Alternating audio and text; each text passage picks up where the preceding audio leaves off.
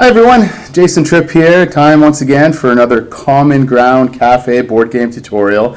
Today we're looking at the very popular party game, family-oriented game called Dixit. As you can see on the box title here, it sold over 1.5 million copies, and this is a few years ago when I purchased this one. It's a game of creativity, imagination, and some stunning artwork.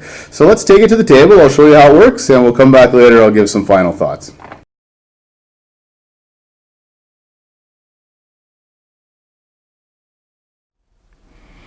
Okay everyone, welcome to the world of Dixit. It's a world full of artistic creativity and imagination. How the game works, here's a bit of the setup. First thing each player does, we're simulating a 4-player game here. You see we have 4 hands of cards around the table and we've got 4 colors. So each player needs to grab one of these little rabbit tokens. So in this case I am the red player playing against white, blue, and pink. Each player gets dealt 6 of these Dixit cards. The game comes with a good sized stack of these Dixit cards, and on the flip side of these cards you'll see some beautiful little, sometimes strange and wonderful, imaginative, abstract artwork. So you deal 6 cards to each player. Those players are allowed to look at the cards, but they want to keep them close to the chest and not reveal them to anyone else. During the course of the game, you put your rabbit token on the starting spot, and you also grab the same color Dixit tokens. There are 6 of them, but because we're playing a 4-player game, I'm just keeping 4. I'm keeping the 4 numbered 1 through 4. Keep those face down, and that's the setup. In Dixit, how the game works is players take turns being the clue givers, and what they will do is they will look at their cards. So if I'm the clue giver, I will look at all of my cards here,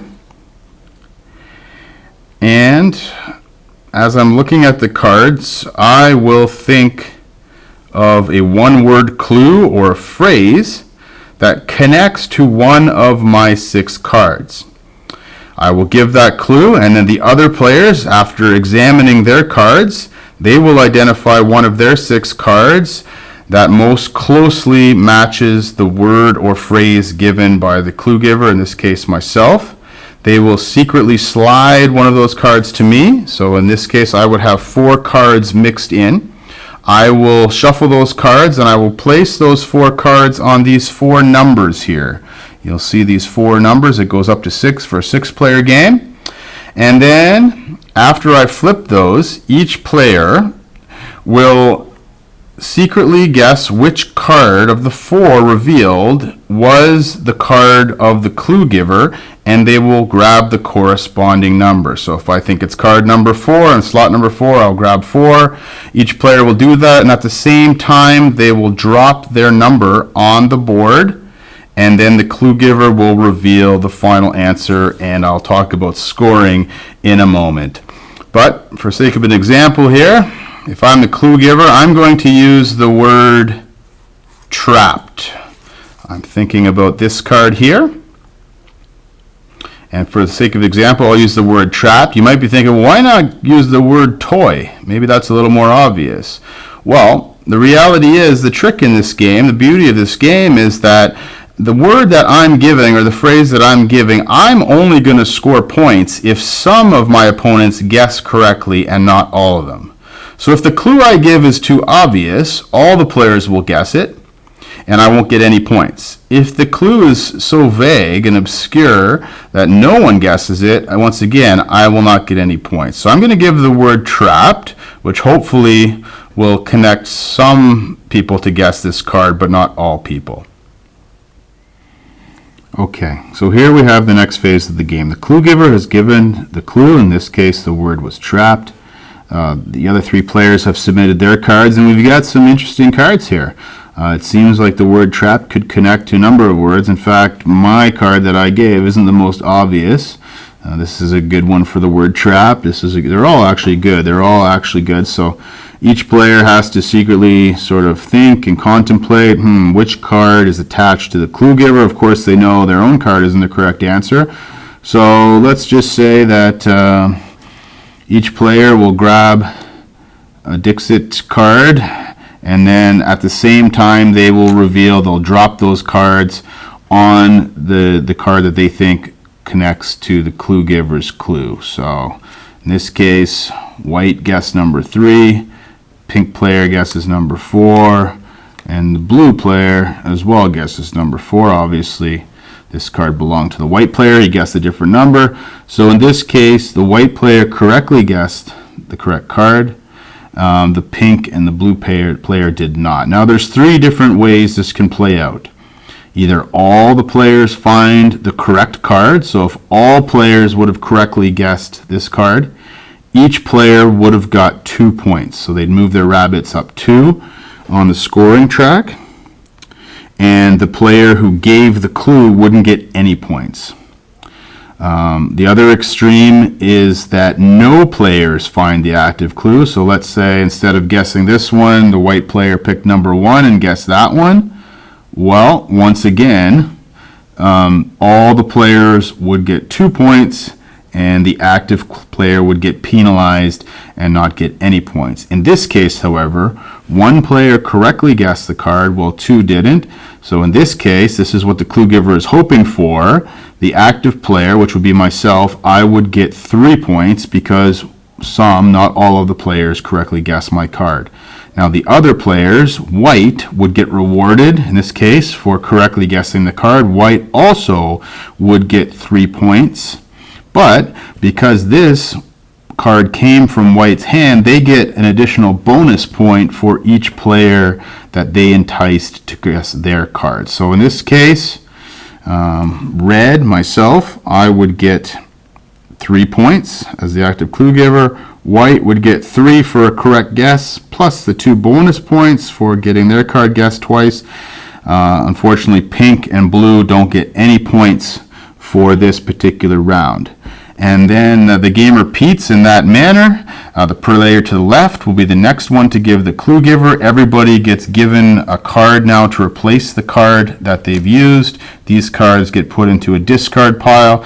The game continues in like fashion until 1 player reaches the final 30-point mark, and at that point the first player to do so is declared the winner. And that's Dixit. All right, let's go back up top. I'll give a couple of final thoughts on what I think of the game.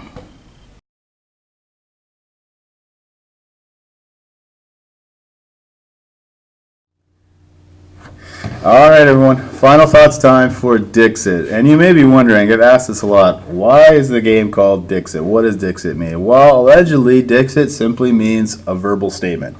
And that cuts to the heart of the game, making a verbal statement to connect to these beautiful cards.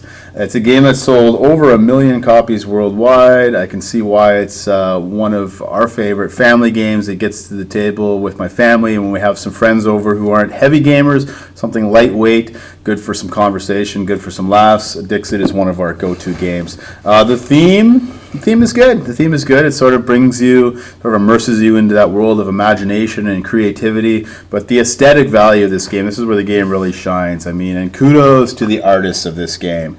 And there are a number of artists who have contributed. I mean, just the thought that has gone into the artwork, this abstract creative art. I mean, each card, man, they say a picture's worth 1,000 words. Well, these pictures are worth thousands and thousands of words for sure. The game is so immersive and it just draws you in. There are a number of expansions that have been produced as well, so as far as the replayability, that adds to the replayability. What we found with the base game, this is the base game, is for the number of cards there are, it's great, but when you play it, you know, 12, 2 dozen times, you kind of get so familiar with the cards. There are a number, more than I can count on my fingers, and probably my fingers and toes, of expansions where you can just grab a new stacks of cards, and there's room in the base box where you can buy a new set of cards and you can add it to the game. The game length, it says right on the box, the game is for ages 8 and up, and it's 30 minutes long, and that seems about right for the game. We have had times where we can adjust the game. As you saw in the tutorial video, it goes to 30 points. If you want to make sure the game is done in 30 minutes or less, and you've got maybe a 6-player game, you can just say at the start of the game, oh, let's just play to 15 or let's play to 20. So you can really set the game length yourself, but 30 to 45 minutes is typically how long a game takes to play, depending on the amount of players. I think this game really shines with the higher player count. We did a four-player simulation. I wouldn't want to play with 3. It says 3 to 6. Even 4 is a little light. I think this game really shines in 5 and optimally 6 players. This is one of the better 6-player games that I've seen. Ease of play, it says 8+. That's about it. As long as children, I have an 8-year-old son who enjoys playing this, as well as my 11-year-old daughter loves this game. As long as you have a child who's able to understand the rules and connecting words to the cards, but not making those words too obvious, that's the challenge for young children. They'll give clues often that are just so obvious that it draws too much attention to their card. But otherwise, I think 8+ is it. It's really easy to learn, easy to teach, and easy to play. Tactics and strategy, well, it's not a heavy strategy game. It's more of a fun party game. There are a little bit of strategy, as you saw in the playthrough. I mean, again, the big strategy is when you're the code giver. I mean, finding that sort of middle ground between a word or a phrase that's too obvious and too obscure. Of course, you want a few people to guess yours, but not everybody. And so there's a little strategy in the game, as well as knowing when to maybe just get rid of a card. Maybe you have a card that you don't think will connect to anything, and some rounds you just gotta, if you don't have a card that matches a word that the opponent gives, you just gotta know when to toss the card and get rid of it and just bite the bullet for that round.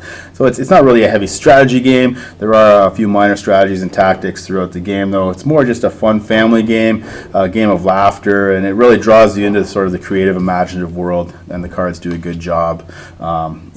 So that's Dixit. Highly recommend it if you're looking for a good family game with some imaginative artwork. One of many games we've got here at the Common Ground Cafe.